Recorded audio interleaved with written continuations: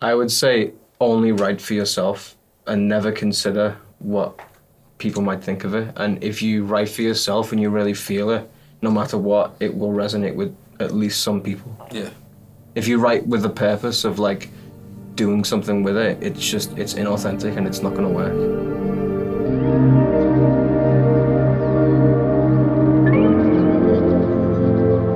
Felt like every one of us was just like, this isn't it anymore.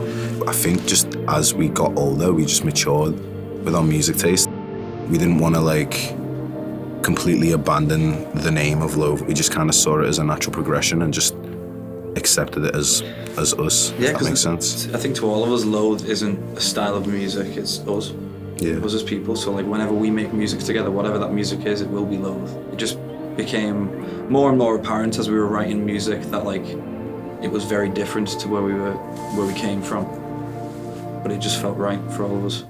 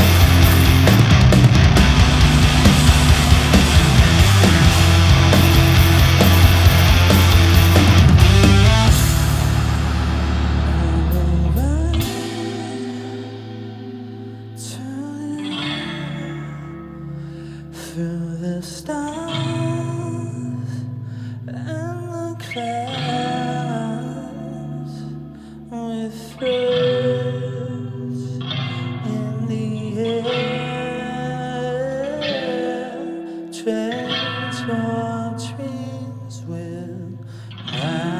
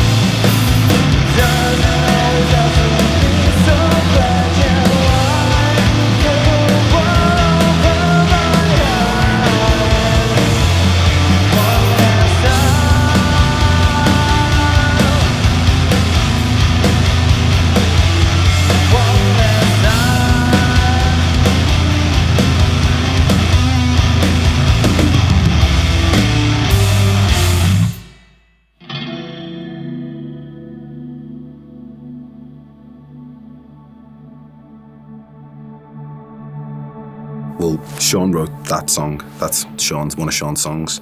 But I remember we were like, I think it was me and Eric, we were in the car somewhere, like on our way somewhere. And Sean had just like sent the link for it into the chat. So we put it on and we were listening. And at this time we were like 99% done with I Let It In. Like we were like, we know what songs we want to be on the album. And we all listened to Screaming in the car and we were like, oh my God, like this needs to be on the album. At the time, it was a lot of Queens of the Stone Age, just because I feel like a lot of their music is just like 2-note chords and sort of playing around with that. For me, the way I typically write is I'll just play guitar, like an acoustic guitar. I won't like plug it in or anything. And I'll just play it and play it and play it. And then if I have an idea, I'll just play it for weeks and months and sort of map the song out in my head before I ever take it to a computer. Imagine the drums and where the chorus is, where the verse is, where the bridge is and whatever. It doesn't even have to be an acoustic, it could be like an electric guitar but just played acoustically. Because you don't have like the tone or anything to sort of bolster it or make it sound any stronger than it actually is musically. Once you actually start producing it and figuring out what the sonic quality of it is, then it just makes it sound more impactful, I guess.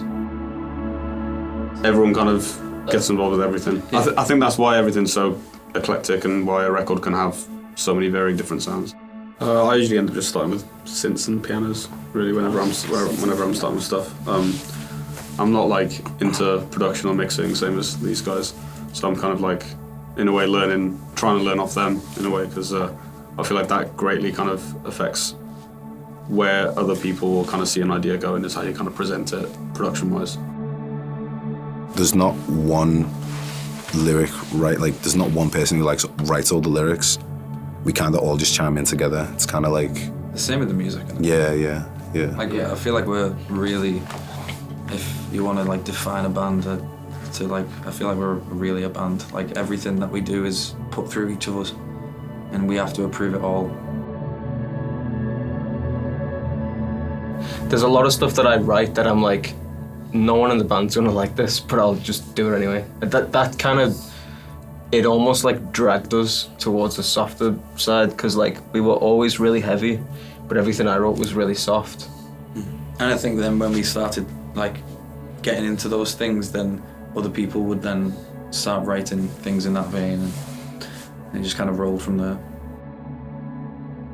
We've been working on music lately, and it's been a lot smoother because we've all grown up together and sort of learned how to not invest absolutely every ounce of ourselves into one note, which we used to be like, but now we just sort of see the bigger picture and how it doesn't really matter as much.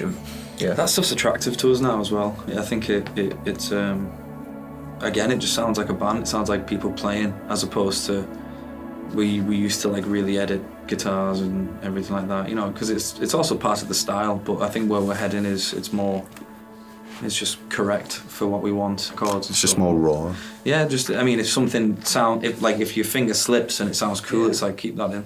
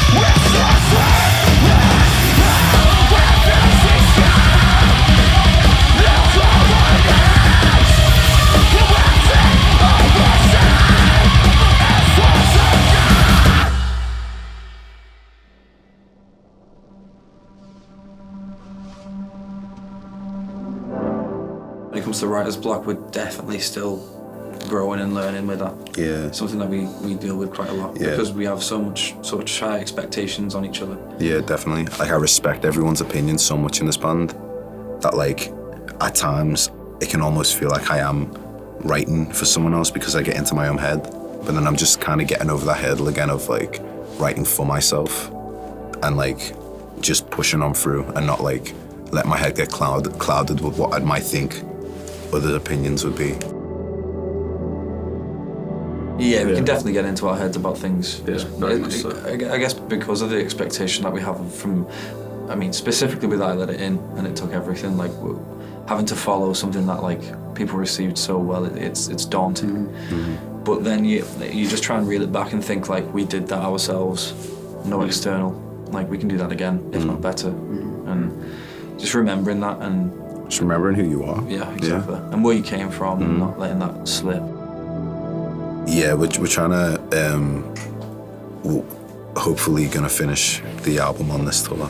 We've never been in the scenario where we could comfortably live and wake up and shower and feel good about things and also have a studio set up on the road because we've always toured in bands, which are quite restricted and we're living with each other and we're sat like this for like 9 hours. But this time thankfully we have a bandwagon which has a little table that we have a setup on, and where we're going to be, you know, trying our best. I think as well the shows and the reaction from the shows really kind of solidifies like you're doing the right thing, and it helps a lot.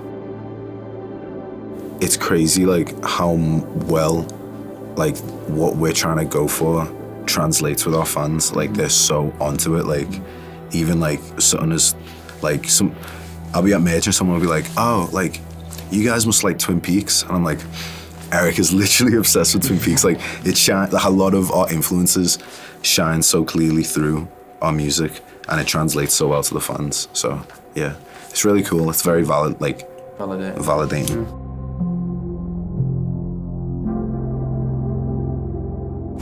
We'd finished like the first draft of the record, and we went to see our friends in Issues, and we went to, what tour was it? It was Issues. It was Issues, Don Broco, and Neck Deep, wasn't it? Neck Deep, that's correct. Such a mad lineup. Yeah. Like. We went on the bus and we were like, check this out, and they were like, yeah, it's good. Because you need more songs. They were like, you can tell it's not finished. And we were like, it is. By this point, we're like a year late handing it in as well. So yeah, we end up going back to Eric's. I was fuming, like I was angry. I was so annoyed about it, because it was like, no, like I'm glad that they did it. I'm glad they were honest with us and stuff. It's like, it's not, I'm not saying that they were wrong in what they were saying, because they were correct, because then we wrote Gored out of frustration, mostly at ourselves, because it's like we put so much into it and it's not there yet. Yeah, it proper just hit us, and yeah, we went back. I have like a shed in my back garden with like a little studio set up in there, and just stayed up all night. I think it was once through, and the song was done. Yeah. Well, you were like, I want to call a song Gored, and then you just went and created what a song called Gored would sound like. Yeah. Which is you know, like being gored by a bull.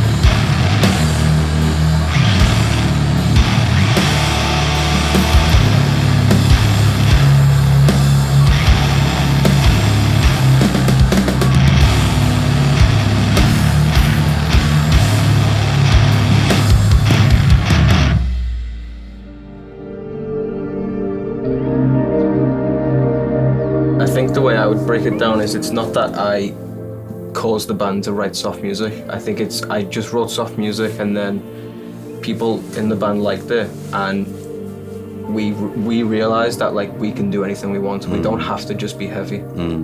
That I think that's what it was. It was breaking through that like sort of pressure of like, oh, we need to stay in one lane and sort of, you know, grow in that way. We always wanted to grow that way, like sort of in both directions at once, as soft as we could be and as heavy as we could be. And there was always just kind of a bit of like, we're here once, like you might as well.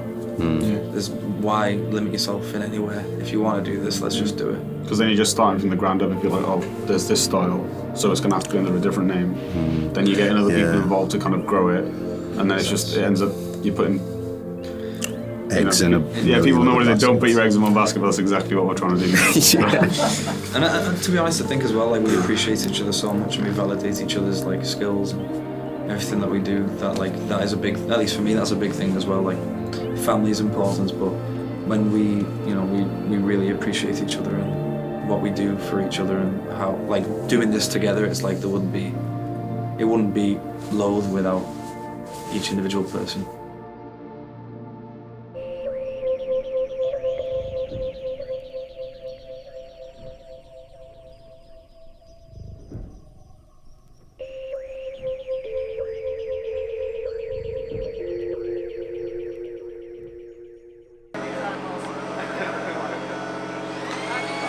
It's triple A, but